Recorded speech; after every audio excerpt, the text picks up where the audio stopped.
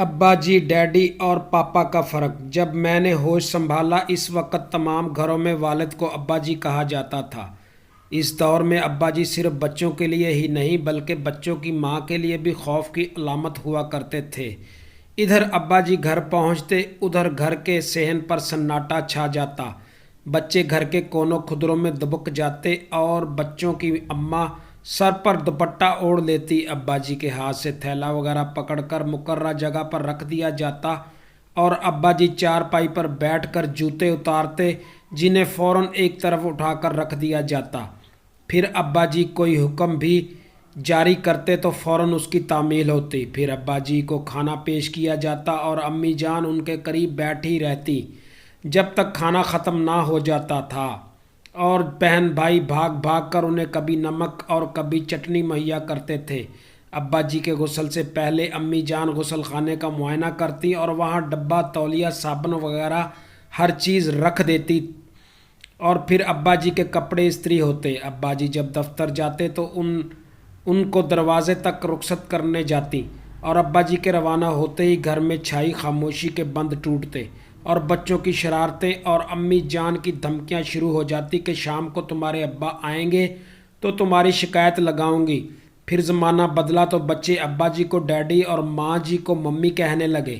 Daddy کہلوانے والوں کا وہ رعب اور دہشت نہیں ہوتی تھی جو ابا جی کہلوانے والوں کی ہوتی تھی۔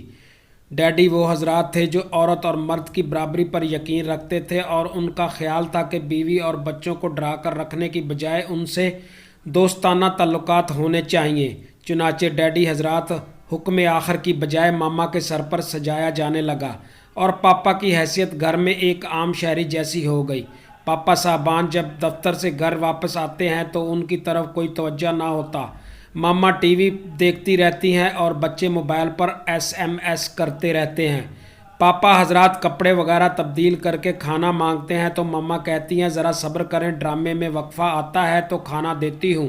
اگر پاپا موصوف زیادہ بھوک لگی ہونے کی شکایت کرتے ہیں تو ماما کہتی ہیں کہ دفتر سے نکلتے ہی فون کر دیا کریں، میں کھانا گیٹ پر ہی رکھ دیا کروں گی۔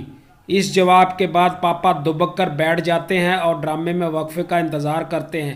خدا خدا کر کے ڈرامے میں کمرشل بریک آتا ہے تو ماما بھاگ کر کچن میں جاتی ہیں اور کھانا لا کر شوہر کے سامنے یوں رکھتی ہیں جیسے وہ پیش نہ کیا جا رہا ہو بلکہ اسے ڈالا جا رہا ہو، اور شوہر کے ہاتھ سے ٹی وی کا ریموٹ جیسے شوہر نے بیوی کی غیر موجودگی میں اٹھا لیا ہوتا ہے واپس جھپٹ لیتی ہیں اور بولتی ہیں ابھی تو بڑا بھوک بھوک کا شور مچایا ہوا تھا اور اب خبریں سننے کی پڑ گئی ہے، چپ کر کے کھانا کھاؤ۔ اور اگر پاپا کھانے کے بعد ٹی وی کا ریموٹ دوبارہ مانگتے ہیں تو ماما کہتی ہیں کہ چپ کر کے سو جائیں، اور یوں پاپا حضرات دم دبا کر سونے چلے جاتے ہیں۔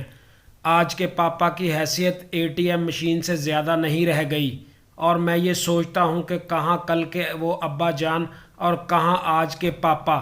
زمانہ کیا سے کیا ہو گیا دیکھتے دیکھتے۔